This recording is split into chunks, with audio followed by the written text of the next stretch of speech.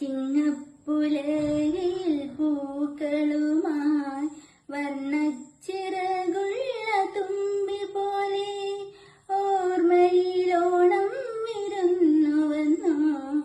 ഓണത്തിനോർമ്മകൾ തിരികെ വന്നു, എന്നോർമ്മയിൽ തിരികെ വന്നു. ബാല്യത്തിലെങ്ങോ മറന്നു വെച്ചുള്ളര കൂട്ടുകാരൊക്കെയും തിരികെ വന്നു, എന്നോർമ്മയിൽ തിരികെ വന്നു.